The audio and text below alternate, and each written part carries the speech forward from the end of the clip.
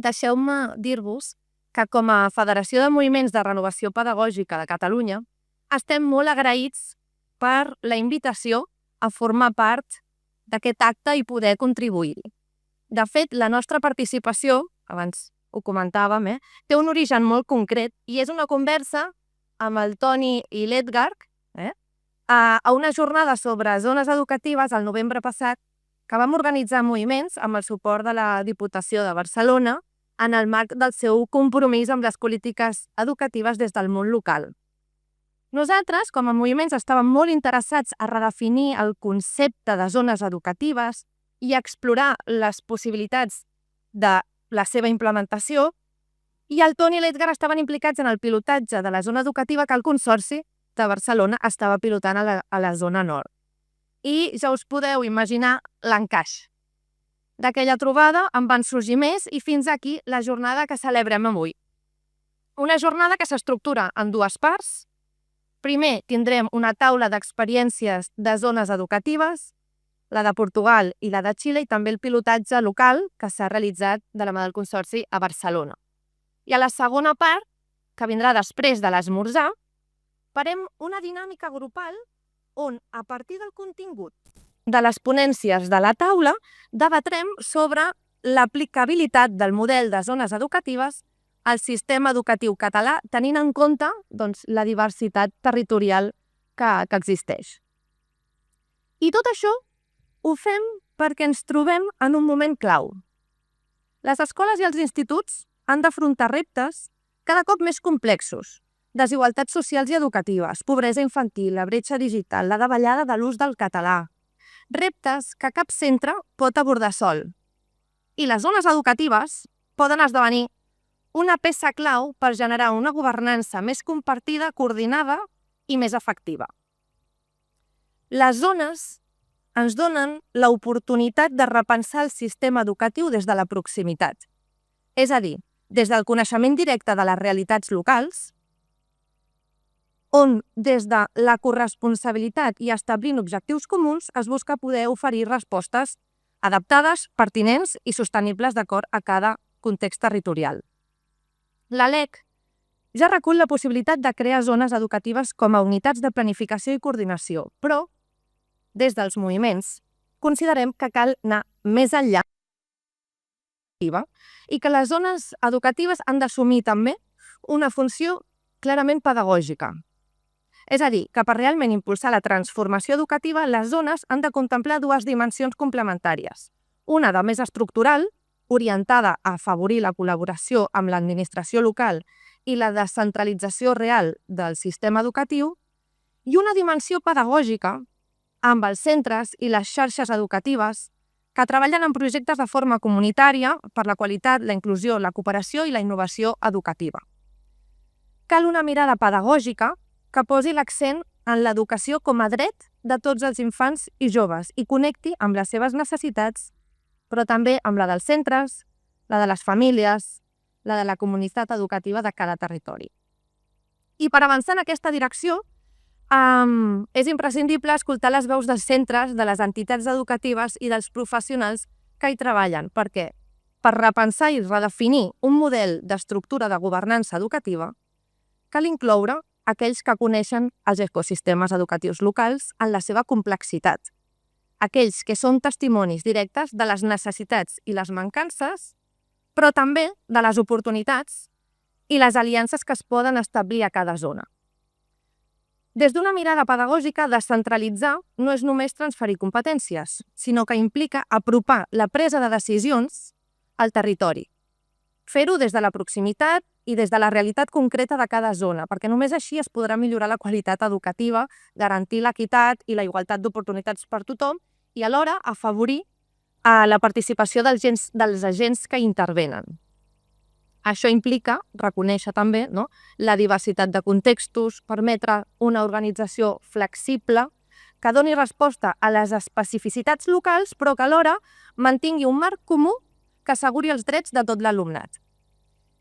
I això ens porta a un altre punt clau, que serà un dels temes de la jornada, que és la dimensió de les zones, perquè cal reflexionar sobre la mida i l'escala també des del seu sentit relacional, perquè necessitem estructures àgils que afavoreixin el vincle, la generació de projectes compartits i fomentin l'horitzontalitat en la presa de decisions. Espais que permetin coordinar etapes, construir itineraris educatius, evitar duplicitats, mancomunar recursos i combatre l'aïllament i les competències entre centres. Les zones han d'esdevenir marcs que propiciïn el desplegament de projectes d'educació a temps complet, que connectin el dins i el fora de l'escola, els temps lectius i no lectius, i també en l'àmbit extraescolar i del lleure. És a dir, desplegar realment una educació comunitària amb una perspectiva d'educació a temps complet, perquè aquestes distàncies curtes és on es pot realment construir una cultura educativa comunitària i contextualitzada. I bé, tot això, evidentment, requereix de recursos, de temps de coordinació, d'autonomia, corresponsabilitat, però requereix també voluntat política i confiança. Confiança en els equips educatius, en les direccions, en els municipis, en els agents del territori, i des dels moviments de renovació pedagògica creiem que la transformació educativa no es decreta, sinó que es construeix des de la base. Això dels canvis han d'arrelar a les aules, als centres, als barris, als pobles, a les ciutats, i per això defensem una construcció de zones educatives que no sigui vertical ni tecnocràtica, sinó que sigui més participativa i amb un sentit pedagògic. Que parteixi també de l'experiència, que compti amb el coneixement pedagògic i sorgeixi del compromís amb la justícia social i educativa. Així doncs, aquesta jornada creiem que és una magnífica oportunitat per posar en comú experiències, escoltar propostes i construir col·lectivament aquest horitzó que desitgem per les zones educatives, i ens fa molta il·lusió i us agraïm de debò que avui estigueu aquí compartint, escoltant i participant, i us desitgem a tots i totes una jornada molt profitosa, inspiradora, i que ens empenyi a tots plegats a construir una educació més arrelada al territori, més col·laborativa i que sigui realment transformadora. Moltes gràcies i bona feina. Ara dono la paraula a l'Anna Terra, gerenta del Consorci d'Educació de Barcelona.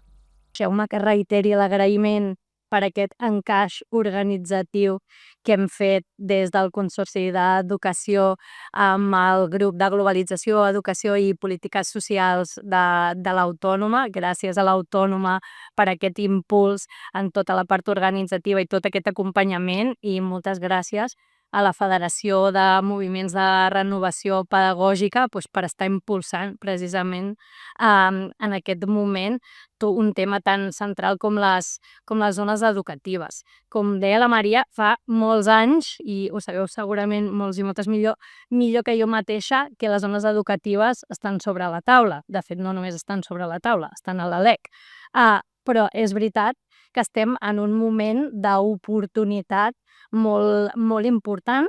És un dels objectius del Departament d'Educació i Formació Professional. De fet, les zones educatives estan recollides en el pla de govern del departament.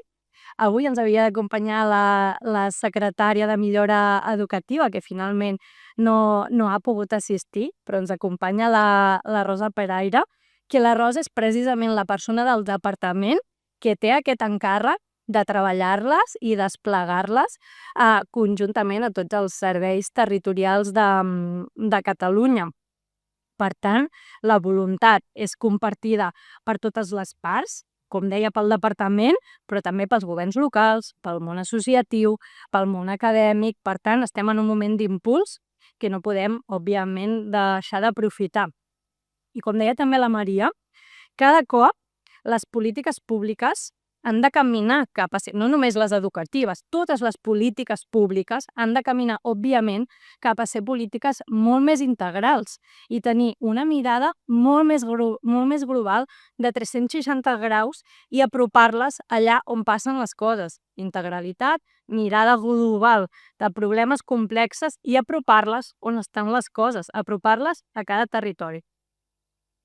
La proximitat i el coneixement de cada realitat, sense cap mena de dubte, és un gran valor afegit a l'hora de planificar i desenvolupar aquestes polítiques públiques. els problemes, també ens ho deia la Maria, cada cop són molt més complexes i s'han d'abordar des de la corresponsabilitat de totes les administracions implicades. Les aules, avui en dia, i ho sabeu les que hi esteu treballant cada dia, tenen un volum molt gran de diversitat i complexitat, però al final no deixen de ser un reflex del que passa a les nostres ciutats. O sigui, no són aules aïllades amb una complexitat a l'interior de les aules, són aules complexes, en entorns complexes i en ciutats complexes. Per tant, és com molt obvi que no tindria cap sentit abordar això sense la corresponsabilitat del món local, d'on passen els problemes en aquestes ciutats. A Barcelona, des de la constitució del Consorci, i aquí n'hi ha algunes que estaven en l'origen del Consorci, la corresponsabilitat del món local, òbviament, és claríssima.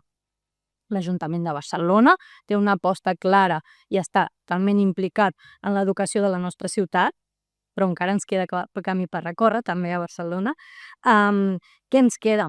Aquest treball conjunt i ben correlacionat de tots els serveis públics per atendre aquesta complexitat dels centres i ens queda, com ens explicarà després la Judit, amb l'exemple de la zona nord, aquesta major proximitat i descentralització d'alguns serveis, perquè al final tindrà un model organitzatiu en una ciutat com Barcelona, de la dimensió que té el Consorci, doncs no deixa de tindre elements de centralitat importants degut a la dimensió que encara ens queda camí per recórrer per anar-los apropant i anar descentralitzant també la gestió en algunes d'aquestes zones.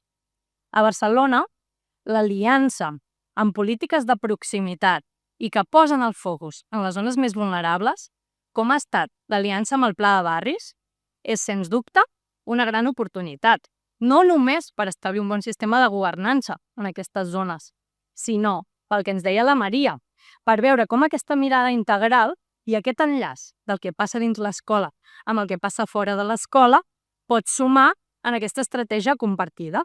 Segurament nosaltres soles, des del sistema educatiu, tindríem molt més difícil fer tot l'enllaç amb el món comunitari i del fora escola. Sumar amb estratègies com la del Pla de Barris fan que això sigui una oportunitat molt més real. I, òbviament, tenim interrogants encara, com l'escala, per exemple, que te comentaves, com els recursos, que això suposaria, però entenc que jornades, Maria, com la d'avui, ens han d'ajudar a reflexionar-ho i fer-ho sense perdre la inèrcia de l'oportunitat d'aquest moment. I, per últim, us animo aquesta tarda a visitar el projecte educatiu de la zona nord de Nou Barris. Suposo que alguns la coneixeu perfectament. La zona nord de Nou Barris té 3 barris, Torre-baró, Ciutat Meridiana i Vallbona. És una zona de la ciutat amb uns indicadors de vulnerabilitat més complexes, evidentment multifactorials, i una vulnerabilitat sumada per moltes capes de molts vectors que fan que generin aquesta vulnerabilitat de la zona, però fa molt de temps que aquí hi ha una aposta conjunta de totes les administracions, tant del Consorci com del Departament, com de l'Ajuntament, que en el marc del Pla de Barris hem generat aquesta forta aliança que va permetre el 2016 començar a treballar precisament la zona educativa de la zona nord, i per tant us animo a que pugueu conèixer, ara la Judit ens ho explicarà, però que ho aneu a conèixer avui a la tarda, el projecte de la zona nord. I res, us deixo amb la taula d'experiències que ben segur que ens enriquiran i podrem generar aquest model compartit que ens ajudarà a tots i totes a poder impulsar millor les zones educatives.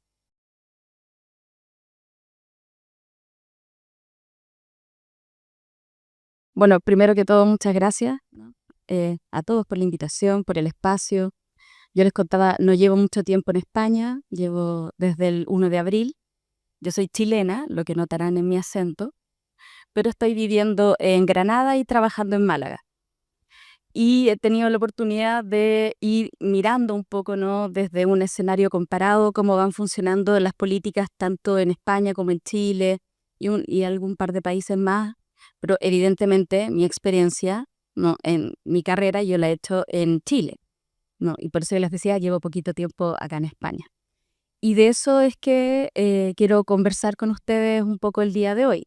Quiero compartir un poco cómo funciona el modelo educativo en Chile y una experiencia de acompañamiento que desde la universidad en la que yo trabajaba en Chile, la Universidad de Playa Ancha, junto con otras universidades del país, estuvimos realizando en el contexto de la implementación de una nueva política pública en el Ministerio de Educación. Entonces, primero, para contextualizar un poco de cómo funciona mi país, y ustedes se preguntarán, además de estar viviendo acá en España, ¿qué hace esta chilena acá? ¿No? ¿Y por qué? Porque hay bastantes cosas que han ocurrido históricamente en el escenario chileno y que son como una advertencia muchas veces al futuro de otros países. Mi país es conocido como un laboratorio neoliberal de la educación y se han implementado y probado muchas políticas neoliberales desde comienzo de la década de 1990, pero que venía ya instalándose desde la época de dictadura en la década del 80, ¿no? Y entonces cuando uno analiza el caso chileno, muchas veces va teniendo algunas respuestas de lo que puede ocurrir en un futuro en otros países también, sobre todo cuando se ha ido avanzando de forma contradictoria, nunca tan lineal, pero que se ha ido avanzando en algunas políticas que tienden más bien a la privatización, ¿no? Y por eso puede llegar a ser interesante alguna de las realidades de las cosas que ocurren en mi país. En primer lugar, contarles cómo la arquitectura del sistema educativo en Chile, cómo funciona mi país. En la década del 80, en plena dictadura militar, la dictadura comenzó en 1973, ¿no? Y terminó en 1989, con todas las consecuencias, por supuesto, que tenemos hasta el día de hoy, como en cualquier país que haya tenido dictadura. Y entonces, por ahí entre 1981 y 1984, se cambia el sistema de administración de la educación pública, que estaba administrada por el Ministerio de Educación y financiada por el Fisco, un organismo estatal, ¿no? Y lo que ocurre por ahí entre el 81 y el 84, 85, como muy tarde, es el proceso de municipalización, ¿no?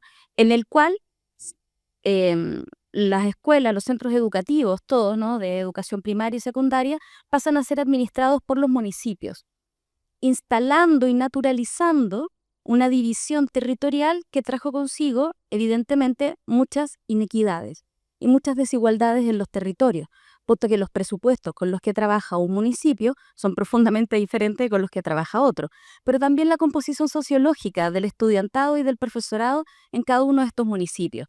Y entonces parecía a la larga una política de castigo, ¿no? Para los sectores más vulnerables, que recibían menos apoyo, menos recursos y al día de hoy menos autonomía incluso para tomar sus decisiones. Por lo tanto, esta reforma profundizó la fragmentación y desigualdad territorial, instaló una lógica de mercado. Los centros educativos tuvieron que empezar a competir entre sí.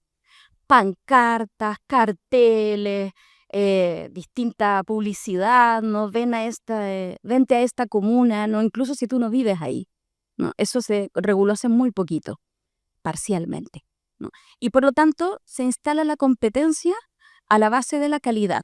El supuesto es que si los centros educativos compiten y los municipios compiten por matrícula, pues van a competir también por recursos y aquí vamos a la ley del mercado, ¿no? Que gane el más fuerte, el que mejor sepa competir.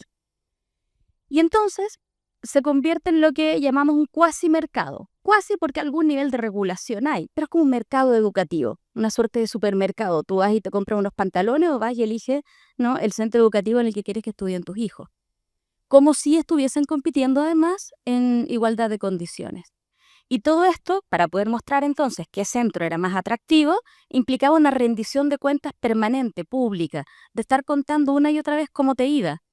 Así es que se instaló una prueba nacional, el CIMSE, por sus siglas, ¿no? Y esta prueba nacional se publica en todas partes. Todo el mundo sabe cuáles son los resultados de las pruebas nacionales de los aprendizajes del estudiantado. También con el tiempo se fueron haciendo ranking de los procesos de evaluación de los profesores. Y luego también ranking de las evaluaciones de los centros educativos, evaluaciones institucionales. Y con todos esos rankings, pues al consumidor, familias, ¿no? A elegir los centros educativos de sus hijos. Entonces, esta contabilidad es una rendición de cuentas que permite tomar decisiones a las familias como si esto fuese un supermercado de centros educativos. Y entonces, las pruebas estandarizadas, la competencia entre escuelas, la instalación de los rankings, todo esto tuvo algunas consecuencias que están muy reportadas en la literatura en mi país desde hace ya muchísimos años. Estoy hablando de que esto comenzó a comienzos de la década, ¿no?, de 1980.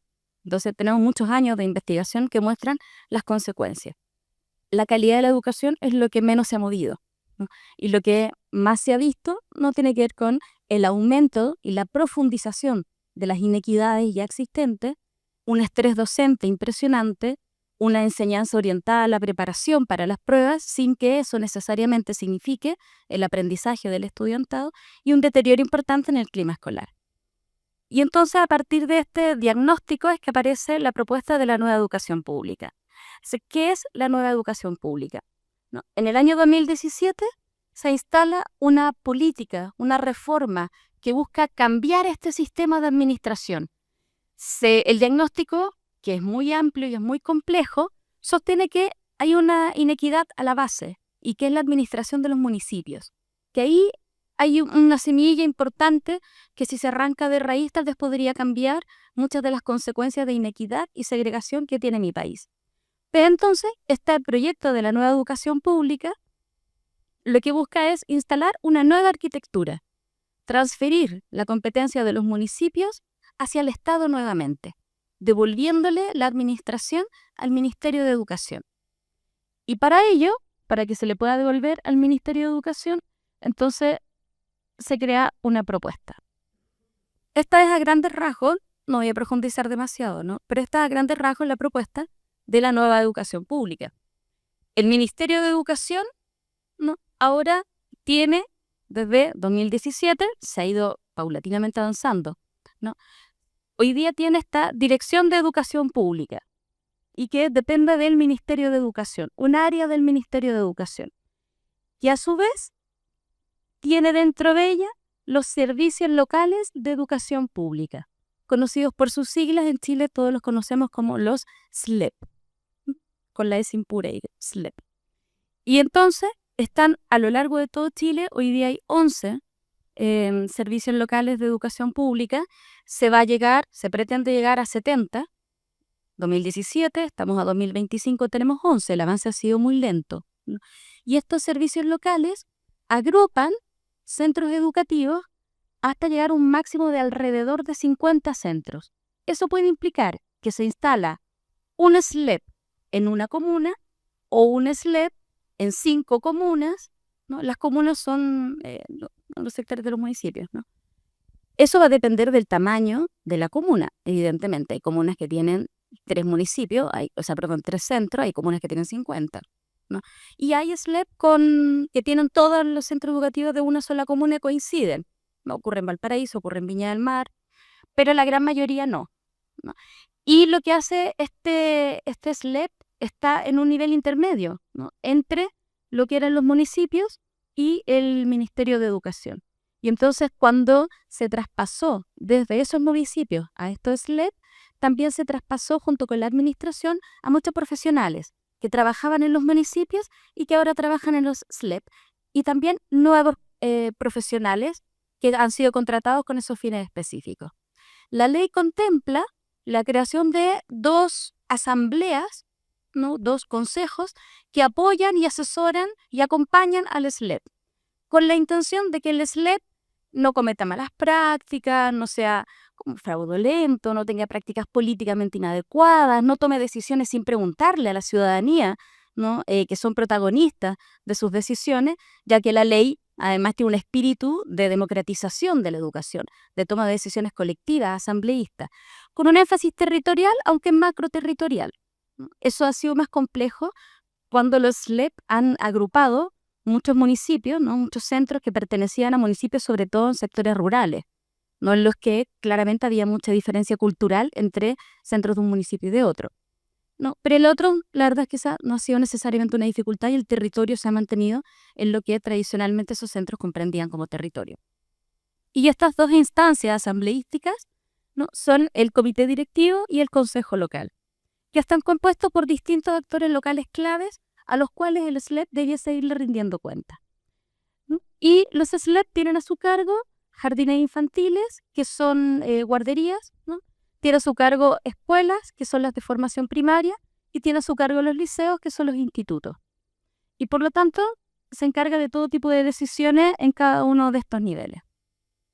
Entonces, básicamente, ¿qué es? ¿No? Son servicios públicos distribuidos a lo largo del país, están integrados por un director o directora, y a su vez están integrados por algunas figuras que son obligatorias en la ley, ¿no? Y que son un apoyo técnico, ATP, que es un equipo de apoyo técnico pedagógico de profesionales que apoyan en lo pedagógico, valga la redundancia, ¿no? A los centros educativos, por encargados de planificación y control de gestión y administración y finanzas. Sobre eso, cada SLEP construye su propia estructura. Hay SLEP que tienen, la gran mayoría tienen encargados en el área de convivencia escolar, asesores de inclusión, quienes diseñan instrumentos psicométricos, pero eso es materia de autonomía de cada SLEP. Eso es lo mínimo que debe tener, ¿no? Y dentro de las funciones aparecen diseñadas de un modo muy amplio y general en la ley. Y entonces tienen que diseñar y encargarse, básicamente, de todo lo que tiene que ver con apoyar los procesos pedagógicos de los centros educativos y de su administración financiera también, ¿no? Ahora, ¿qué documentos, qué instrumentos utilizan para ello? Tienen un plan anual de acción, ¿no? Y este plan anual local lo tienen que diseñar con indicadores, con instrumentos de evaluación. El problema es que, así como el SLEP tiene este plan anual, los centros educativos tienen un PME, un plan de mejoramiento escolar, que deben actualizar cada 4 años. Ese PME es evaluado por otro órgano del Estado, ¿no? Es evaluado su seguimiento, es evaluado sus resultados a través de esta prueba nacional, y por lo tanto se hace, como yo les contaba hace un rato, se siguen haciendo ranking de los centros educativos. Y tiene muchas consecuencias. Un SLEP puede llegar a cerrar un centro educativo. Puede contratar más personal, menos personal, designar más recursos, menos recursos, en función de los rendimientos, ¿no? De los estudiantes, de los profesores o del propio centro educativo. Sin embargo, pese a que el SLEP tiene que construir un plan anual, nadie evalúa con consecuencias el cumplimiento o no de los objetivos de ese plan anual. Y entonces hay muchas consecuencias si los centros educativos no cumplen con su plan de mejoramiento o no mejoran sus resultados académicos, pero ninguna consecuencia respecto de los SLEP, ¿no? Que si bien tienen que emitir informes todos los años, si cumplieron o no los objetivos de esos informes, la verdad es que no, hasta el día de hoy eso no tiene consecuencias y tampoco está tan claro a quién le deben rendir cuentas. Se está modificando la ley para que quede más claro, ¿no? Que la rendición de cuentas debe ser no al propio Ministerio de Educación, sino al Congreso, ¿no? A la Cámara de Diputados. ¿Por qué? Porque no puede ser juez y parte. Entonces, en el fondo, si el Ministerio de Educación se rinde cuentas a sí mismo, la verdad es que perfectamente podría uno ahí ver como algunas cosas que quisiéramos no ver, ¿no? O que no existieran más bien, ¿no? Entonces, a 5 años de iniciada esta reforma, el diagnóstico es que la creación de los SLEP representa una oportunidad, ¿no? Para poder cambiar el modelo anterior. Sin embargo, no logra romper con las lógicas del mercado. Es una oportunidad porque tiene un énfasis territorial muy importante desde la propuesta de la ley, ¿no? Pero para que se hagan una idea, el año 2025 se debía abrir, eran creo que 5 SLEP nuevos y no se abrieron, se detuvieron. El gobierno decidió detener, ¿no? La apertura de los nuevos SLEP a través de un consejo asesor de expertos y con base en este diagnóstico para evaluar la política durante este año, tener más claridad de las mejoras y abrir estos nuevos SLEP el 2026, con el fin de que se abrieran sin todas las dificultades que han experimentado los 11 SLEP que están vigentes al día de hoy. Y en ese contexto es que con un equipo de distintos profesores de distintas universidades, liderados por la Universidad de Chile, es que llevamos a cabo un proyecto que les voy a contar muy brevemente. Y este proyecto lo que buscó porque estamos cerrándolo, fue trabajar tanto con la DEP, con la Dirección de Educación Pública del Ministerio de Educación Central, y con los SLEP para generar un proceso de responsabilización compartida. En un país donde los centros educativos deben rendir cuentas bajo tantas presiones y con tantas dificultades, no es justo que quienes tienen que brindar los apoyos no rindan cuentas hacia los propios centros, a la comunidad. No estamos pensando en un mecanismo que genere más presiones hacia otros actores, ¿no? Sino más bien en un mecanismo que le quite la presión exclusiva a los centros educativos, ¿no? A través de un modelo de responsabilización democrático, participativo y social, ¿no? En horizontal, de modo tal que los SLEP y la propia DEP también le rindan cuentas a la ciudadanía y sobre todo a los centros educativos. De esa manera, la expectativa, ¿no?, es que efectivamente se pudiera compartir las responsabilidades por estos resultados. Como todo proyecto, hicimos una revisión de distintos modelos. Esto lo hacemos todos los que trabajamos en políticas educativas. Empezamos a mirar para afuera, ¿no?, y vemos como qué idea o cómo nos inspiran, más que tratar de copiar, ¿no?, modelos. Todo el mundo sabe que eso no funciona, pero sí a ver cómo nos inspiramos, ¿no? Y dentro de eso, entonces, después de revisar algunas propuestas, decidimos crear nuestros principios, ¿no?, hacer una propuesta del modelo y hacer una metodología fundamentalmente basada en la mejora entre pares. Y entonces creamos un modelo que asume, ¿no?, que las responsabilidades requieren de ciertas condiciones. Tiene que haber algunas condiciones bases, si no, ningún modelo puede funcionar en términos de responsabilidad compartida. Generamos indicadores de orden cualitativo y algunos cuanti, pero fundamentalmente cualitativo, y un marco de actuación, de modo tal que este modelo de responsabilidad compartida puede funcionar una vez que el proyecto de la universidad se retire. Ahora, en Chile las universidades tenemos un rol bien presente en el diseño, implementación y evaluación de política pública, ¿no? Estamos muy vinculadas con el territorio y muy vinculadas con los órganos de gobierno. Entonces, nuestras investigaciones funcionan, y hay mucho financiamiento además para eso, funcionan para que se puedan tomar decisiones basadas en evidencia. Y eso es un modelo transversal en el país, se instaló hace muchísimos años, a comienzos de la década del 2000, y sigue cada vez con más fuerza. Por eso es que además yo he tenido la oportunidad y la suerte de trabajar en evaluación de política pública, ¿no?, porque es un área muy importante en el trabajo de las universidades. Construimos responsabilidades, para lo cual tuvimos que analizar la ley y estándares de desempeño que esperan, ¿no?, ser una guía para los distintos actores. Construimos indicadores en distintos niveles que permitieron diseñar un plan tanto a nivel central del Ministerio de Educación como este plan que deben diseñar los SLEP, que hasta antes de este proyecto cada SLEP diseñaba su propio plan sin siquiera un formato común y por lo tanto hacer un seguimiento desde el ministerio era muy difícil, ¿no? Y por supuesto niveles de logro asociados a cada una de las responsabilidades, así como el marco de actuación, ¿no? El marco de actuación es una manualización con acciones que permitan un trabajo en red de aprendizaje, en red entre los centros educativos, pero también entre los propios SLEP y desde la propia DEP, desde el propio Ministerio de Educación, ¿no? ¿Cuál es la viabilidad que tiene esta propuesta en el tiempo? Que el énfasis está puesto en el modelo de desarrollo de capacidades de la nueva educación pública, que asume que en todos los niveles este proceso es de aprendizaje, se va a demorar en el tiempo y hay que instalar competencias para que en algún momento podamos tener instalada una estructura, una nueva arquitectura del sistema educativo. La operacionalización de los aprendizajes, ¿no?, y por supuesto la aprobación de parte del propio Ministerio de Educación. Mientras que todavía tenemos algunos desafíos. La figura del ATP, de la Asesoría Técnica Pedagógica, es clave, ¿no?, y es una figura que es finalmente quien llega al centro educativo, ¿no?, y quien acompaña en los procesos de aprendizaje permanente institucionales, docentes y del estudiantado, así como la necesidad de fortalecer estas otras dos organizaciones que yo les contaba, ¿no?, que son una suerte de asambleas, tanto la necesidad de fortalecer el comité directivo local como el Consejo Local de Educación Pública, en el cual participamos además de forma normativa las universidades.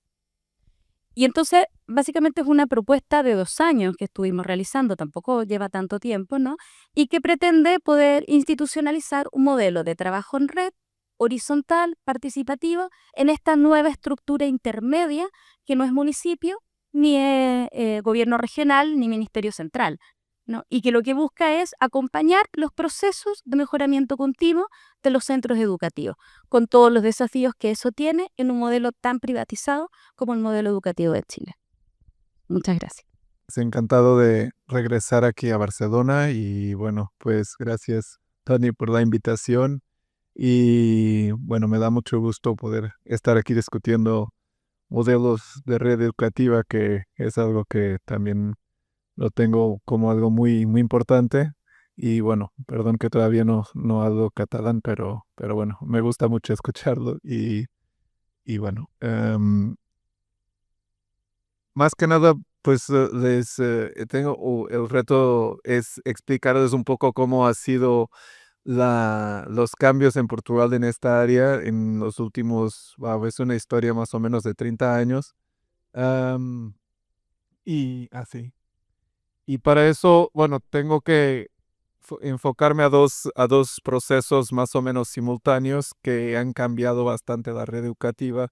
E incluso hay un tercero, pero bueno, voy a pasar más rápidamente, y por eso puse dos o tres medidas nacionales imbrincadas, porque, bueno, en 96 se ha empezado un programa llamado Territorios Educativos de Intervención Prioritaria, que es un programa que se ha enfocado más que nada, en primer lugar, a 35 territorios definidos por exclusión urbana, y bueno, y ha crecido desde entonces, incluye actualmente ya 165 territorios con problemas variados en términos sociales.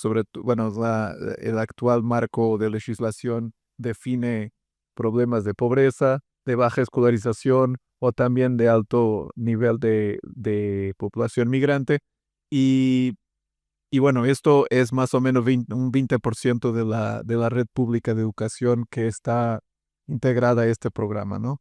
Entonces, ah, esa es una parte de la historia, digamos. La otra parte es que más o menos al mismo periodo se ha generado una medida distinta que se ha llamado agrupamientos escolares o agrupamientos de escuelas en portugués, lo que básicamente es algo que fue previsto desde 97, pero los primeros años era algo voluntario y al principio pues avanzó de una forma lenta, digamos, experimental.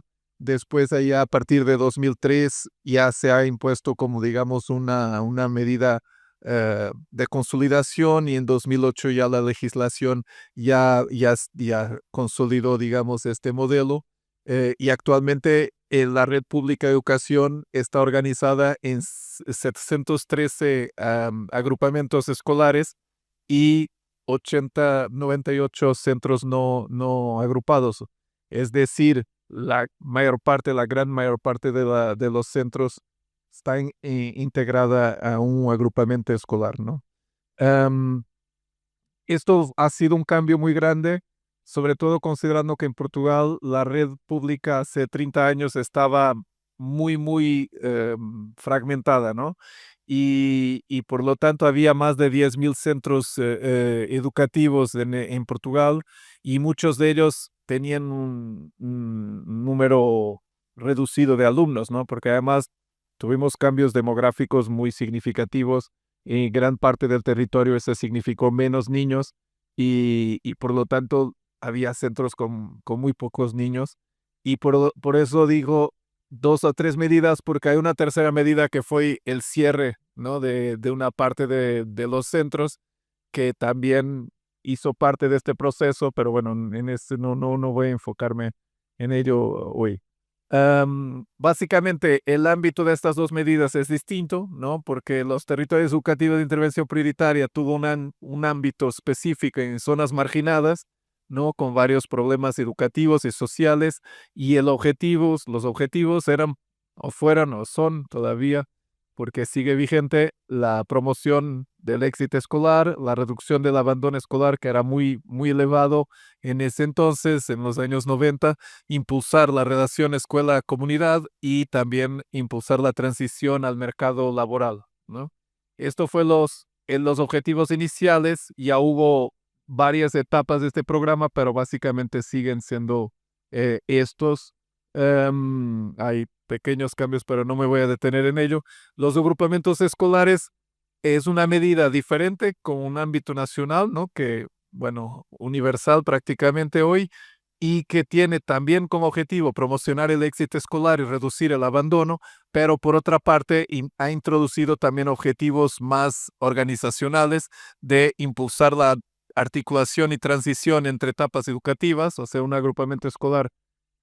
Bueno, igual que un territorio educativo, generalmente tiene los jardines infantiles, ¿no? Los de educación preescolar, de primaria, de secundaria, y lo que en España también es bachillerato y formación profesional, todos los centros públicos de un mismo territorio, ¿no? Y eso, la idea en este momento fue también, digamos que reducir las brechas que existen y que sabemos que para una parte de alumnados son bastante complicadas cuando hay un cambio de centro que también es un cambio de etapa educativa, ¿no? Y esos eran momentos de más fracaso escolar y de más abandono, y la idea del agrupamiento escolar es que hay un seguimiento, ¿no? Hay un, digamos que un recorrido más continuo. Y además de eso, también mejorar la administración escolar, ¿no? Digamos que el manejo de los recursos, las políticas educativas locales, digamos, la supervisión pedagógica, todos esos procesos.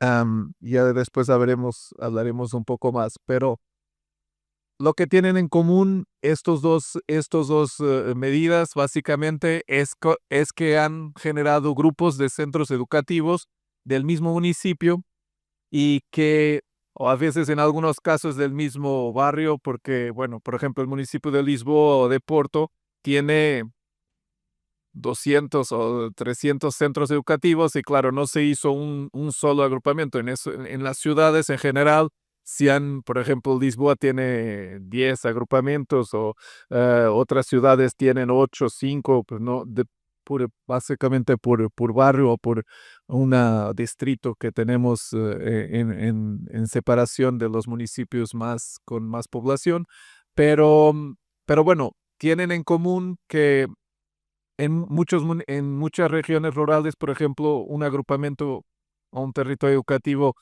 es básicamente el municipio, ¿no? Y, y tienen en común que tienen una sede, tienen un consejo general, tienen una dirección, un consejo pedagógico, el mismo servicio administrativo, los mismos servicios técnico-pedagógicos, el mismo equipo docente, claro, después organizado por etapas o por materias, pero bueno, el equipo, digamos que es el mismo, un mismo proyecto educativo y también un mismo sistema de autoevaluación y de evaluación externa, ¿no? Em, yo puse aquellas flechas que no se ven muy bien aquí, pero bueno, la idea es que sí, entre estas dos medidas hubo una relación fuerte entre ellas, ¿no? En primer lugar, los territorios educativos aparecieron primero y fueron, digamos, un primer experimento, porque en ese momento la condición para ser un territorio educativo era justo formar un agrupamiento y recibían algún apoyo añadido, ¿no? Por también ser un territorio, obviamente, con varias vulnerabilidades y problemas. Y entonces de ahí se formó, digamos, el embrión o digamos que la primera experiencia de agrupamiento, ¿no? En estos territorios. Un poco después empezó a surgir, como les decía, primero en una situación voluntaria, después ya como una situación más impuesta, digamos, a nivel central, el agrupamiento escolar en todo el territorio, ¿no? Pero por otra parte, hay una relación obvia porque o sea, el territorio educativo en el sistema portugués depende del agrupamiento y solo el agrupamiento también puede generar un territorio, ¿no? Entonces digamos que sigue siendo una relación bastante imbrincada, a pesar de que, digamos que después hablaré un poquito de eso, las dos medidas también tienen algunas diferencias que importa considerar. Pero bueno, un ejemplo tipo, solo para que vean, por ejemplo, este es un caso. Los agrupamientos escolares y los territorios educativos de intervención prioritaria son muy diferentes unos de otros, ¿no? No hay, digamos, así un modelo hay muchos modelos, ¿no? Pero bueno, este es un ejemplo típico que es digamos que una estructura que engloba dentro del mismo territorio, como les decía, municipio o parte de municipio, engloba los jardines infantiles que tienen preescolar, las escuelas primarias con jardín infantil también, las escuelas primarias, digamos, clásicas, lo que llamamos 2-3, que ya son escuelas que tienen primaria y secundaria, y también las que llamamos secundaria, que normalmente son lo que aquí en España sería la ESO, bachillerato y formación profesional, ¿no? Y también, bueno, hay todavía las escuelas profesionales públicas, hay algunas escuelas artísticas, pero bueno, eso ya son casos un poco menos comunes. Am, Como les decía, yo creo que mirando a este proceso hay, digamos, tres etapas distintas, ¿no? Hubo una primera etapa que yo le llamé aquí etapa experimental entre 96 y 2002, que digamos que todavía era un número pequeño de territorios, un poco nos contaba de Chile, que bueno, se han formado algunos territorios porque reunían un conjunto de condiciones, digamos, se hizo la experiencia y algunos también se quisieran añadir como voluntarios, pero aparte de eso, después a partir de 2003 hay una etapa de consolidación donde hay un impulso grande de la Administración Nacional para, digamos, presionar los centros a formar estos agrupamientos y estos territorios. Y bueno, después a partir de 2014, digamos que la red está consolidada y hay pequeños ajustes, ¿no? Todavía, por ejemplo, hace 2 semanas yo estuve en un centro que justo era uno de los centros que no estaba agrupada y está ahora preparando digamos, la integración a un agrupamiento que está en las cercanías. Pero bueno, son ajustes que en este momento ya son bastante puntuales porque la red ya está bastante estable. Ah, bueno, solo para darles algunos datos así rápidos, para que puedan ver, por ejemplo, cómo este proceso ha sido gradual. Aquí tienen el número de centros, el número de agrupamientos y el número de centros no agrupados, ¿no? Y cuántos centros escolares pertenecían, ¿no? Y podemos ver, por ejemplo, comparando 2004 a 2014-15, que eso fueron 10 años, y podemos ver que, por ejemplo, de agrupamientos, el número de escuelas, de centros no agrupados, por ejemplo, bajó mucho, ¿no? Esto significa este proceso de integración, ¿no? Pero curiosamente el número de agrupamientos escolares también bajó. ¿Por qué? Porque en muchos casos los primeros agrupamientos eran más pequeños, ¿no? Se pueden ver los números. Por ejemplo, los primeros agrupamientos tenían menos centros. Y además de eso, como les decía, hubo muchos centros que fueron cerrando también en este proceso, ¿no? Y entonces la red se fue constituyendo así. Y bueno, hay algunos centros que siguen no agrupados. Después podemos hablar un poco de eso si les interesa, porque es también un caso que merece alguna discusión. Pero si vemos, por ejemplo, ah, las unidades orgánicas por número de alumnos, vemos que ahí sí hay un cambio importante porque los primeros agrupamientos tenían más o menos entre 600 a 1000 estudiantes, y estos muchas veces se formaron, como les decía, de forma voluntaria, pero hoy en día ya muchos están entre 1000 y 2000, como ven ahí, y hay incluso un número significativo de agrupamientos escolares que en Portugal se pasaron a llamar mega agrupamientos que tienen más de 2400 estudiantes y como les decía de todas las etapas, ¿no? Desde preescolar a bachillerato o formación profesional. Y bueno, para terminar, contarles un poco lo que la investigación ha dicho, porque bueno, no es una historia solo de cosas buenas o de cosas malas, ¿no? Hay bastante debate entre los investigadores y bueno, lo que les voy a tratar es de sintetizar lo que se ha visto como, digamos que oportunidades, aspectos en que esta política fue exitosa, digamos, en la mayoría de los territorios, pero también algunos aspectos que podemos decir que son riesgos en el sentido de que en algunos casos sí se ha observado problemas también asociados a estas medidas, ¿no?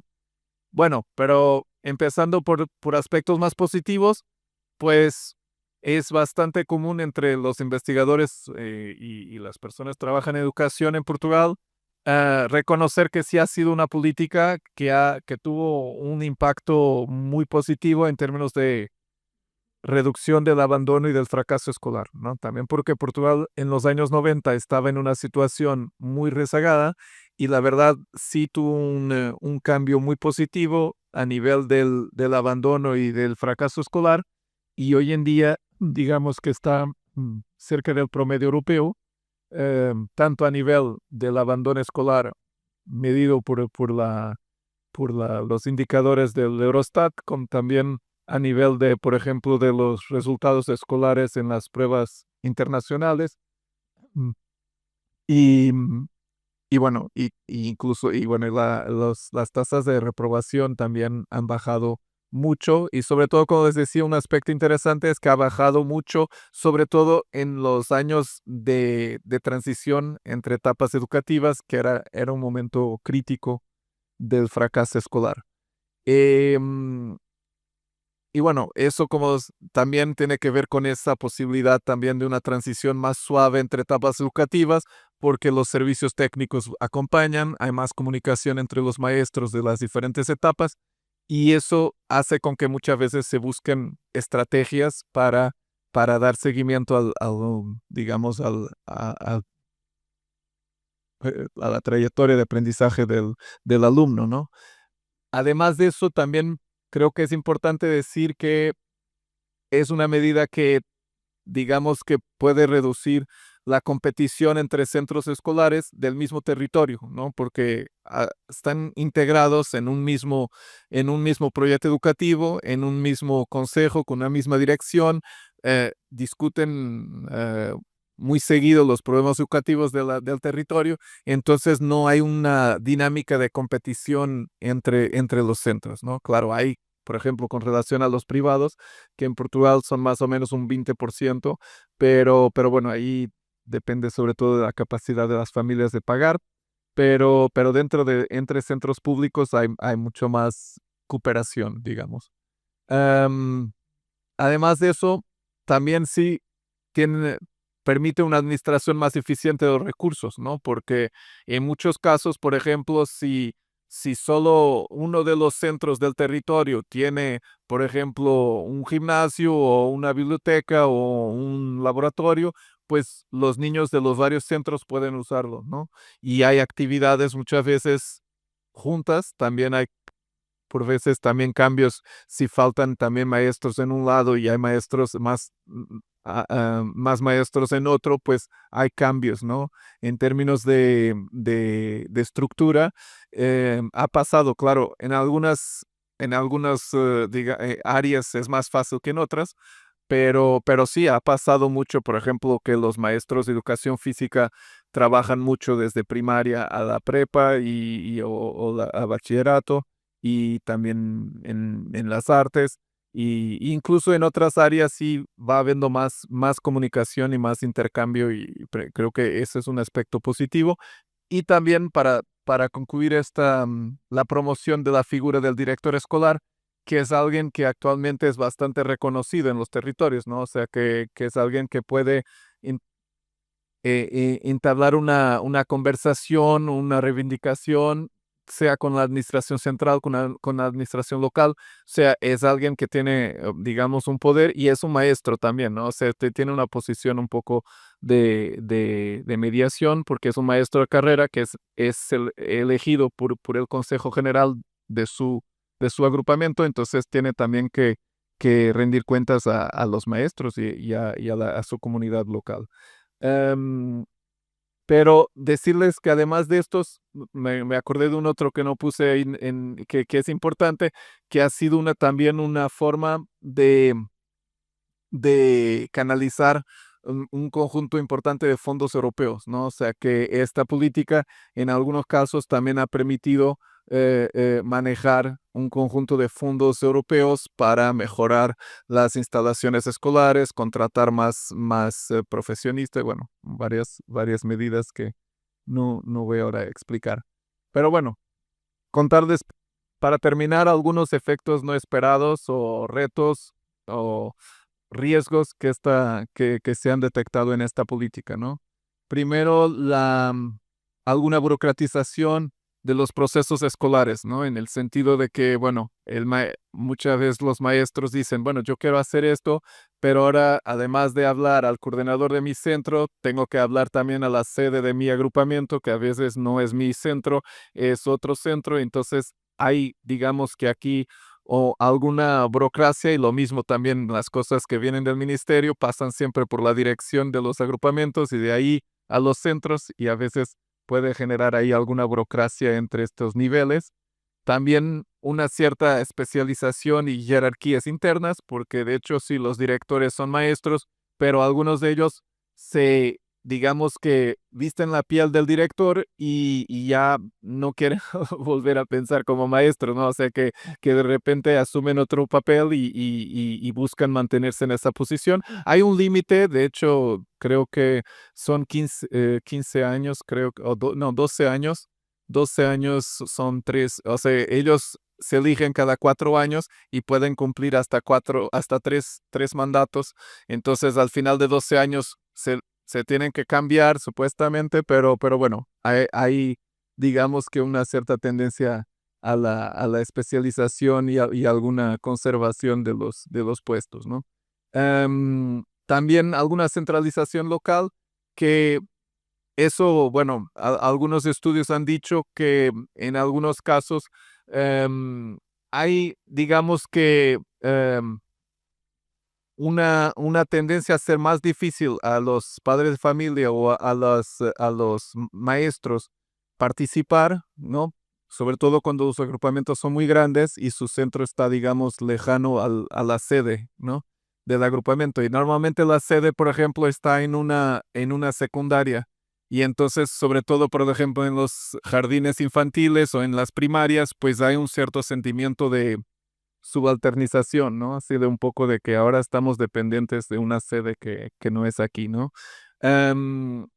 Bueno, alguna homogeneización también cultural de algunas trabas a la cultura de centro, cuando hay algunos centros que tienen una cultura propia y en algunos casos han sentido que esa cultura propia digamos, está amenazada por la integración a un agrupamiento, y también algunas dificultades de relación con poblaciones o barrios más marginados. Am, Esto, para terminar, decirles que obviamente depende mucho, o sea, si tenemos 700 agrupamientos escolares, al límite tenemos 700 historias distintas, ¿no? Es decir, eh, estos efectos positivos y otros efectos menos positivos, pues dependen bastante del territorio de que estamos hablando, ¿no? Yo creo que hay algunos territorios que han aprovechado muy bien esta oportunidad, digamos, y se han impulsado mucho. Hay otros territorios en que estos problemas más de conflictos y que son más problemas, digamos, de poder o de administrativos, pues han trabado un poco la mejora, ¿no? Pero bueno, eso ya es entrar en un tema que tardaría mucho y que sí depende mucho del lugar para lugar. Pero bueno, puedo terminar por decir también que me gustaría decir que aquí el papel del municipio y la misma características de las comunidades hacen alguna diferencia, ¿no? O sea, si hay, yo creo que por ejemplo, en los municipios más rurales y sobre todo en el norte de Portugal, esta medida fue algo muy, muy positivo, ¿no? Y se ha observado eso, ¿no? Pero también tiene que ver con las estructuras de las comunidades, ¿no? Por ejemplo, si vamos al municipio de Lisboa, ya este análisis puede ser más discutible porque hay otras trabas, otras resistencias y otros problemas, ¿no? Entonces, depende bastante del modo como el proceso se va generando y del contexto en el cual se va procesando, ¿no? O sea, en algunos casos sí se ha generado una dinámica muy positiva donde a veces no había esa dinámica. En otros casos donde a lo mejor había mucha dinámica, se ha, digamos, que generado más conflicto y más dispersión. Pero bueno, es ya un análisis más compleja. Creo que también el papel del municipio es importante porque, claro, el municipio en muchos casos ha dialogado con los directores y ha buscado soluciones para, digamos, encontrar aquí algunos equilibrios, ¿no? Pero en municipios muy grandes como Lisboa, por ejemplo, ha sido difícil, ¿no? Y hay, por ejemplo, como les decía al inicio, varios centros que han luchado para no agruparse y algunos han conseguido pasados años y años, a pesar de los problemas que eso también les genera y a la red, ¿no? Pero bueno, se resisten porque piensan un poco como la aldea de Asterix, ¿no? Que son chiquitos pero pueden con todo. Pero bueno, esa es una parte y pues muchas gracias y aquí disponible para seguir discutiendo bueno, contestando a les qüestiones que les parezcan importantes. Gràcies. És important també aquest primer punt de posar el marc i posar context, perquè com que no venim d'una prèvia de temes ja coneguts i que ja estan establerts, hem hagut de fer bastanta invenció i creativitat a l'hora d'implementar aquest projecte, no? I per tant, amb totes les dades de context que ens han ajudat a trobar aquelles evidències, aquells fets que ens justifiquen el que estem fent, ens sembla important parar sobretot en aquest primer punt, no? Per qui no coneixeu la ciutat, hem fet també aquest mapa educatiu, de centres educatius de la ciutat de Barcelona. 9 barris, que és on situem la implementació del projecte, el tenim a dalt a la dreta. Anem reduint una mica l'escala. Ens semblava també important, aquest també és el mapa de la ciutat de Barcelona, en relació també a un tema molt important, no?, que treballem aquí, que té a veure amb les desigualtats educatives i amb les complexitats i problemàtiques socials que tenim a la ciutat i l'alumnat en els centres educatius. És un mapa que representa la distribució de l'alumnat que en diem B, no?, aquell alumnat amb necessitats educatives de caire socioeconòmic. Els barris, i en el cas de 9 barris, que són les 4 zones, també perquè a nivell de planificació educativa treballem a l'escala de zones educatives. En alguns districtes n'hi ha menys i en altres n'hi ha més. En el cas de 9 barris en tenim 4, de la zona 17 a la zona 20. Aquest mapa també ens ajuda molt a veure les desigualtats socials que tenim a la ciutat. Els vermells són aquelles barris, aquelles zones on el nivell de vulnerabilitat socioeconòmic de la població està per sobre de la mitjana de la ciutat. El taronja està al voltant de la mitjana, que estem a un 20%, i en verd, doncs, que estan per sota de la mitjana de vulnerabilitat de la mitjana de la ciutat. També això també ens situa, doncs, a veure, doncs, que en la zona nord i a 9 barris estem tot en vermell en aquest sentit. I aquest és el mapa educatiu de 9 barris. Ens sembla important perquè la zona realment on intervenim, i abans ho deia l'Anna Terra, la gerent, són 3 barris, 9 barris, no 9 barris, però són 11 barris, si no m'equivoco. Sí. I els 3 que estem intervenint són els de dalt de tot, que són Vallbona, Ciutat Meridiana i Torre Baró. Per tant, un primer tema important és l'aïllament geogràfic. Tenim uns centres educatius que, tot i que pertanyen a 9 barris, l'aïllament geogràfic és molt alt. Ja fa ara 15-20 anys que transport públic arriba bé, autobusos, metro, però abans estava molt aïllat, però tot i així els desplaçaments entre qualsevol escola de dalt amb la resta del districte són llargs i a peu pràcticament és inviable. Aquest és un determinant important. Això és posar una mica de context amb dades del territori també perquè entenguem llavors en quin context estem d'intervenció. Aquesta zona nord, que són aquests 3 barris de dalt, és una zona que hi ha uns 15.000 habitants, estem parlant d'una escala per tant molt reduïda, de 15.000 habitants. És la zona més pobra de la ciutat de Barcelona, amb un nivell de vulnerabilitat al voltant del 65% de la població. Una renta per càpita que està a la meitat de la mitjana de Barcelona, que la mitjana la situem en 21.000-22.000 euros, aquí la tenim no arriba a 12.000. Són dades de l'any 21, que era quan estàvem fent una mica d'anàlisi de la zona també per prendre les decisions, per veure què fèiem en aquesta situació. També tenim la població nascuda a l'estranger en aquesta zona educativa, en aquesta zona és del 31%, quan la mitjana de la ciutat la tenim situada un 10 punts per sota. La majoria d'habitants que han nascut a l'estranger són majoritàriament d'Honduras, Pakistan, Marroc, Colòmbia i moltes altres, perquè aquestes són les majoritàries en aquesta zona. I la mitjana d'edat de la població que no viu aquests barris també està per sota de la mitjana de Barcelona, que la tenim situada al 44%, en aquesta zona està al 32%. Algunes altres dades, aquesta l'anem repetint. És a dir, tota aquesta complexitat de la zona s'acaba traduint en els centres educatius. Per tant, sí que és veritat que dintre dels centres educatius de la zona no són equivalents al nivell de vulnerabilitat. N'hi ha alguns que en tenen més, alguns que en tenen menys, i aquest també era un tema que ens preocupava amb aquesta mirada de zona. Això passa molt ràpid perquè també són dades que ens van ajudar també a prendre la decisió que estem tirant endavant quan analitzàvem l'alumnat que viu en aquella zona, on escolaritza. Aquí voldria que ens fixéssim en la línia de dalt, la verda, sobretot perquè ens vam adonar que la part d'infantil i primària, la major part de l'alumnat, estem situat al 85%, escolaritzava a la mateixa zona on resideix, per tant, a un dels 3 barris de zona nord. I, en canvi, quan fèiem el pas al primer de l'ESO, aquest percentatge baixava. Teníem un 57-58% de l'alumnat que viu a zona nord que escolaritza a zona nord. Per tant, sí que teníem aquí una fugida cap a altres instituts de la zona, tenint en compte aquella dada geogràfica dels propers als instituts que estan més a prop, poden estar 3 quilòmetres i mig, 4 quilòmetres. També hi havia una altra qüestió que també ens preocupava, que era el resultat de competències bàsiques, que sabem que no és l'únic indicador per mesurar l'èxit educatiu de l'alumnat, però sí que és l'indicador més objectiu que tenim en aquests moments a nivell també de Catalunya.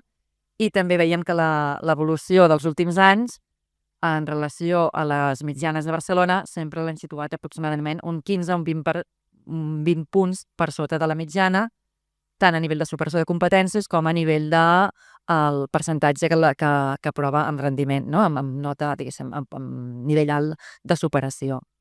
Tenim fins al 21-22, perquè aquí tinc les del 23, 23-24, estan molt similars. En el 22-23 un 65%, el 24 un 67% i la mitjana contínua de ciutat al 85-88%. Analitzant totes aquestes dades també ha sigut un procés llarg, un procés de fa anys, vull dir, les direccions d'aquests centres educatius estaven preocupats i ens vam afegir en aquest debat de com podíem millorar aquesta zona. Vam començar tot un tema de planificació educativa, perquè aquí una mica quan vam dir per què ens fixem en aquesta zona, per què en tot el que hi ha a Barcelona, per què ens estem fixant en aquesta zona en concret?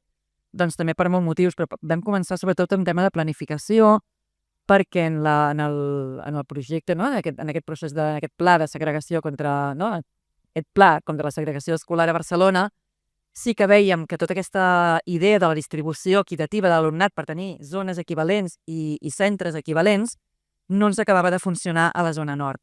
Per què? Perquè podíem, a través d'aquest pla de xoc, aquest partit de la lluita contra la segregació, fer que l'alumnat aquest alumnat amb dificultats, famílies socioeconòmicament més febles, distribuir-los a altres centres del barri per equivaldre. Però, clar, aquest tema geogràfic feia que moltes famílies de forma reiterada presentaven queixes perquè a nivell d'haver-se de desplaçar tan lluny per poder-se escolaritzar i també aquí caiem amb el perill d'abandonament, de no anar a l'escola, casuístiques familiars molt complexes de famílies amb molts germans que havien de deixar-ne un aquí, un allà. Així va començar tot, Llavors també en planificació vam dir, per què no fem una mirada de zona? Per què no treballem una altra mirada de com planifiquem i com distribuïm la població? Amb una aposta de dir, per què no fem que tot l'alumnat, que és aquest gran segon repte del projecte, de retenir, tècnicament diem retenir, però al final és que tot l'alumnat pugui escolaritzar la seva etapa obligatòria a la mateixa zona. I per tant, ja en aquest sentit, el que hem de fer és l'equivalència entre els diferents centres de la mateixa zona i garantir el màxim d'oportunitats per a aquest alumnat des d'I3 fins a quart de l'ESO. Tot aquest procés l'hem de treballar amb les direccions, de dir què podem fer, si fem institut d'escola, si en fem un, però l'altre no. És a dir, vam tenir molts debats en aquest sentit de més de sistema, com ho estem fent, però també tenia molt clar que havia de ser un projecte de zona, que no podíem fer una intervenció en un centre perquè millorés aquest centre i deixar-nos els altres. És a dir, les característiques d'aquesta zona feien que la fèiem o mirada de zona o si no ens quedàvem una mica pel camí. Ja? Mare meva. Per tant, l'aposta que es fa des de Consorci i que s'aprova en un Consell de Direcció aixoplugat, emparat amb una resolució de gerència, va ser que les 4 escoles de primària, d'infantil i primària, totes 4 passessin a ser institut-escola. Aquest curs 24-25 és el primer any. Teníem un institut de secundària a la zona. Aquest institut, de forma progressiva, ha anat perdent la ESO i s'anirà convertint en un institut de postobligatòria amb en el model d'institut de postobligatori que tenim a la ciutat, com un CAP en una família professional i amb diversitat també de batxillerats i cicles i tot això, aquests. I aquesta ha sigut la proposta a nivell el que hem començat a implementar aquest any. Reptes, els faig molt així per sobre, però que tenen molt a veure amb el que hi ha darrere d'aquest projecte. Si el que volem és també que l'educació en un barri tan desafavorit, l'educació acabi sent en l'imaginari de la població una mica el revulsiu de motor de canvi en l'ascens social de l'alumnat i les seves oportunitats futures. Com pot incidir en aquest imaginari? Doncs de tenir les millors escoles, les millors oportunitats, és a dir, no reproduir el model social que una família pobra, els seus fills reproduiran aquest model i les expectatives sobre aquest alumnat i aquests fills i filles acabi sent no el que pot tenir aquest fill, sinó el que el propi sistema ens aboca moltes vegades. Per tant, aquesta idea de zones de màxima complexitat, també totes les oportunitats, tot atendre des de la proximitat i poder posar el focus, que aquest és més el tema de tenir una zona educativa i poder actuar des de la proximitat, de poder detectar molt millor el que es necessita i afinar molt millor amb les estratègies, amb les respostes que podem donar. Això ja ho hem dit, no passar de la mirada de centre, i abans ho deia el Pedro, també de poder tenir resultats més en positiu si la mirada és la mirada de zona i no centre per centre, per tant anar construint un projecte educatiu de zona que sigui la base i els pilars. I un tema important també que hem treballat molt amb el Toni i el seu equip, que és aquest de la incumbència i la corresponsabilitat dels equips. No és un projecte que el Consorci ens haguem inventat amb uns objectius determinats, sinó que els objectius i els compromisos que adoptem són dels centres educatius i nostres, són els mateixos. Per tant, ens incumbeix a tots. I tots els plans, tots els documents que estem elaborant, els plans estratègics, el plan de treball de cada centre, els objectius són comuns. No és l'objectiu de l'equip tècnic i de l'escola o de l'institut o de l'institut d'escola en aquests cas. Són els mateixos, cadascú des de les seves funcions el anirem desenvolupant. I també hi ha un tema important de transformació i millora dels equipaments educatius. Aquí, en aquest sentit, tant l'Ajuntament de Barcelona com Pla de Barri són actors claus en tot el tema d'inversions, perquè també en aquesta idea de que els equipaments han de ser equipaments també que donin resposta a les noves necessitats educatives i, per tant, aquí també hi ha una inversió de 7 milions d'euros d'aquí a 4 anys per la millora dels equipaments educatius.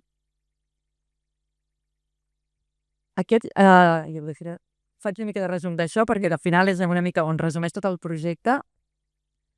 El projecte, el primer que teníem eren aquests reptes, n'hi havia 2 de molt importants, i era aquest, que l'alumnat es pogués quedar a estudiar tota l'escolarització obligatòria fins al 14 amb les millors oportunitats de la zona i també un repte important que és la millora de les condicions de qualitat de l'alumnat i també dels seus resultats acadèmics, perquè entenem que com més millor siguin els seus resultats i més apostem per ells i més expectatives, que també és un tema importantíssim que ens estan donant, que estem vivint molt, que és que a vegades també aquest propi conformisme o no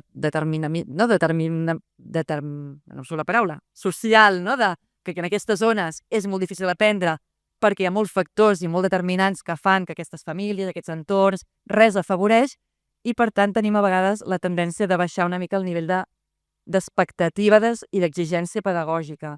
I aquest és el focus també que estem treballant molt i que no és fàcil perquè sempre passen per davant a vegades altres necessitats de la zona i no tant posar el focus en el pedagògic. Nosaltres tenim clar que aquest alumnat ha d'aprendre, que l'escola està perquè pugui aprendre, perquè pugui adquirir uns coneixements i que ens plantem a un quart de l'ESO on cada alumne hagi tret el millor d'ell mateix per continuar la seva trajectòria educativa cap a la postobligatòria. Però això també exigeix que aquest nou paradigma de posar el focus pedagògic en les expectatives de cada alumne el compartim entre els equips de professionals, entre els propis centres educatius, entre els equips docents i entre la població en general, perquè si no continuem amb aquest determinisme de res es pot canviar, no fem res, doncs si no fem res. Per tant, aquí també l'aposta era o no fem res o sacsegem tot, no ens quedem a mitges pintes. I estem una mica en aquest procés d'anem a per totes. Llavors ja tenim la sort que és un pilotatge, són 4 anys, que ens està ajudant també a fer una mica a vegades la prova ensai i error, no? És a dir, no tot surt de la primera, ens ajuda també la vostra experiència per veure també on podem arribar i tenim el marge també que això també és important, que l'equip que s'ha creat específicament per dur a terme aquest projecte són perfils que sí que existeixen dins de l'administració, doncs la figura del psicopedagog, del coordinador pedagògic, que podria ser el que era el CRP, són com uns serveis educatius ad hoc pel projecte i el que ens agrada dir és que ens agrada desdibuixar funcions. Sí que hi ha unes funcions que òbviament s'han de fer, però tenim també el marge d'imaginar-nos quines altres funcions ens poden ser útils per donar resposta més ajustada a aquesta necessitat del territori, perquè ara que hi som, entrem a les aules i l'equip que ja està fent molta intervenció, molt acompanyament, molt assessorament a centres, això també ens diu, ostres, és que igual necessitem potser una altra funció que no la teníem pensada i l'estem descobrint. I en això també doncs, el marge, el tenir un pilotatge ens ajuda moltíssim. Fem un repàs al d'objectius perquè... Quan en queda? Ja m'he passat, No sé, és a dir, això podem entrar en un altre moment en el debat, perquè entengueu també la dimensió del projecte, els objectius són els que tenim aquí, els començarem a desplegar, estem ara amb l'elaboració de documents més estratègics, els objectius van des de fixar-nos molt en els centres i el que passa dintre els centres, però també engloben tota la part comunitària, tota la part de territori, tots els agents de territori, la mirada 0,99 gairebé, no? Perquè també a dintre de la zona hi ha un centre d'educació, un CFA, un centre de formació d'adults, tenim 2 escoles bressol, per tenir aquesta continuïtat d'etapes de 0 en endavant i la cura en les transicions d'una etapa a l'altra, ens agradaria cuidar-la i treballar-la molt bé, i sobretot a la part comunitària de comptar amb la gent de territori, tant administració pública com agents, tota la part d'actors que estan a les extraescolars, tota la part d'entitats que col·laboren, etc. I l'última cosa que no he tingut temps d'explicar, però totes aquestes aliances que fem amb agents a nivell intern de consorci, més enllà de l'equip tècnic que hem generat per dur a terme aquest projecte, hi ha una aliança absoluta i un compromís de col·laboració amb la inspecció educativa, en aquest cas de la ciutat de Barcelona, amb la sort que la inspectora que ens està acompanyant també és la referent de tots els centres educatius de la zona i, per tant, això està ajudant a crear aquestes aliances que ens faciliten moltíssim aquesta feina. Disculpeu com m'he allargat. El Toni, que ens acompanyen des del primer moment en tota aquesta part de monitoreig, de seguiment i avaluació, doncs ho acaba de completar tot plegat. Sí, moltes gràcies. Passem a punt 5. Clar, com heu pogut veure, totes les experiències prèvies ens parlaven de l'impacte, dels efectes d'aquestes polítiques. En el cas de Zona Nord, és una política molt, molt incipient, per tant, parlaré de quins són els efectes esperats i com des de l'Autònoma tenim previst avaluar aquest impacte, no? I aquí m'agradaria començar donant una mica de marc general, perquè no estem fent una avaluació, diríem, convencional, en què el consorci subcontracta una universitat per fer l'avaluació de forma més escèptica i distant, sinó que han creat el que diem una aliança recerca pràctica que té avantatges, evidentment comporta una inversió de temps superior a les avaluacions convencionals, però facilita moltes coses, no? Aquest flux d'informació, que se difumini aquesta frontera, no? Entre rols, no? Quan dissenyàvem els instruments de recerca, el consorci també codissenyava aquests instruments, quan surt un dubte facilitem alguna experiència internacional i creatura.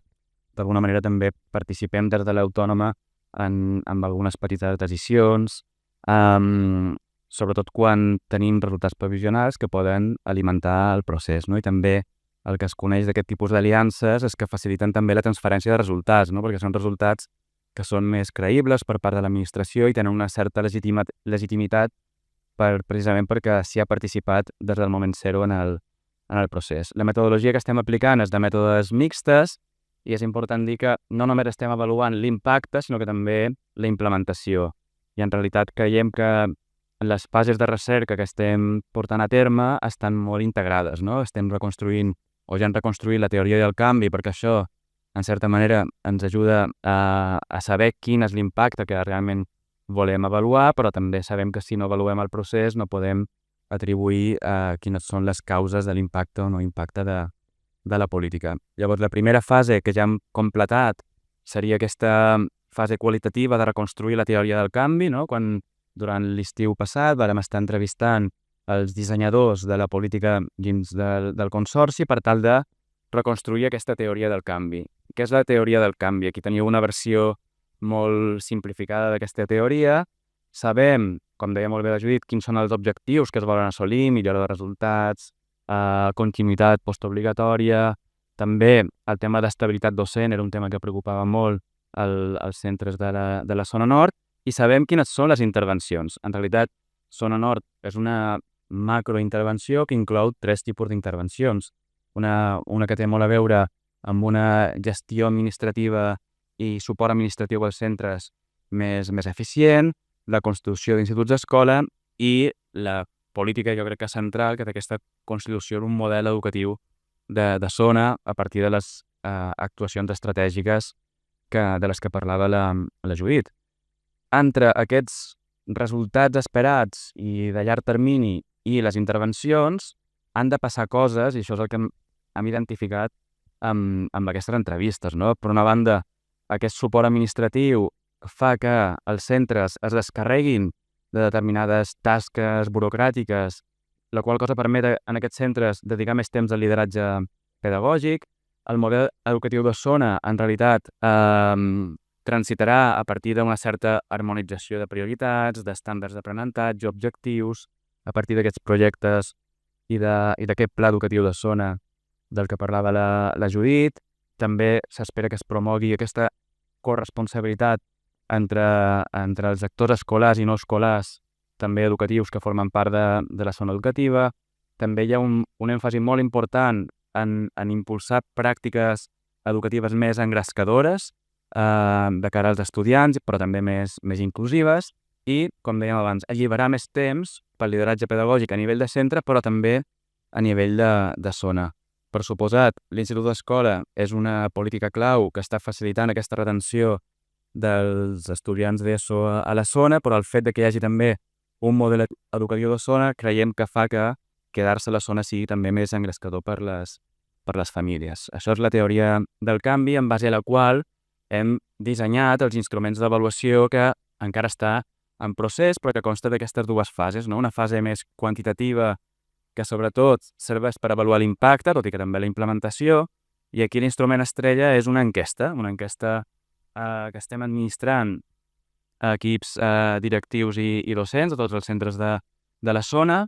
Ja hem administrat una enquesta abans de la intervenció i ara la idea és que de forma consecutiva durant els 4 anys de la intervenció es vagi administrant aquesta enquesta per veure quins impactes està tenint la intervenció i també estem administrant l'enquesta a una zona que es coneix com a zona control, que és una zona equivalent pel que fa a vulnerabilitat, nombre de centres, que també permet reforçar l'atribució de causalitat de l'impacte de la política. Per suposat, dades administratives, recompetències bàsiques, matriculació, repetició, seran molt importants també per fer aquesta anàlisi més quantitativa. I llavors hi ha una fase qualitativa en la qual també ja estem immersos, basada sobretot en entrevistes a membres de l'equip de zona. Començarem a fer entrevistes aviat a equips directius i docents, i també hi ha una part molt important que és una observació participant a diferents moments de la intervenció, no? L'espai pedagògic mensual, les trobades per elaborar el pla educatiu de zona, també sempre hi som des de l'Autònoma. Un exemple de coses que esperem veure, no? És a dir, l'enquesta aquesta, aquest pretest, una de les variables era com col·laboren, com cooperen els equips docents dins del centre. I veiem això, no? Que hi ha una cooperació molt alta en diferents elements de la dinàmica del dia a dia de les escoles. Però aquesta cooperació no és tan elevada quan fem la mateixa pregunta, però dins, entre els centres de la zona. Altres constructes que també seran claus a l'hora d'entendre com funciona aquesta intervenció, perquè és una intervenció que, per suposat, vol tenir efectes a llarg termini amb indicadors molt macro, però sobretot és una intervenció que el que necessita és canviar pràctiques, canviar relacions socials, canviar creences, no? dels equips docents, equips directius, del suport no docent que reben els centres. No? Llavors, fins a quin punt els centres se senten més acompanyats i senten que tenen més suport, fins a quin punt la vinculació comunitària s'incrementa al llarg d'aquests anys. També la idea d'aquesta corresponsabilització, no? També ens interessa molt saber si els centres, pel fet que estaran treballant des d'un model educatiu de zona, no només els preocuparà els resultats dels seus alumnes, sinó de l'alumnat de tota la zona, i que es posaran tots a remar per la millora del conjunt, no només de la seva parcel·la més concreta.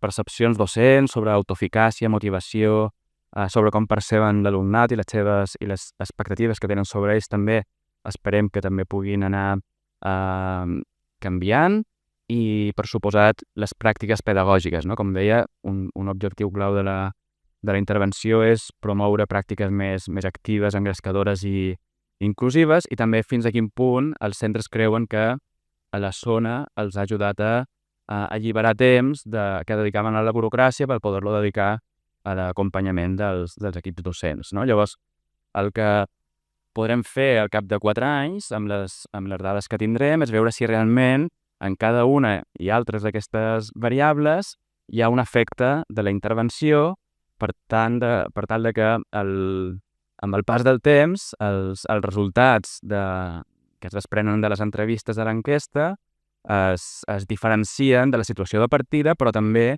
de la situació que es dona en la zona de control. Per suposat, no poden dir molt més de l'avaluació i dels efectes, però sí que pensem que siguin aquests efectes més intensos o menys, o hi hagi més o menys impacte, segur que d'aquesta avaluació es desprenen molts elements que podran informar futures decisions sobre zones educatives, i a més creiem que és una política que té molt, esperem que sigui així, perquè és una política amb molt potencial per, en certa manera, adreçar els reptes educatius actuals que des d'una perspectiva molt més contextualitzada i des de la complexitat. Així que, moltes gràcies.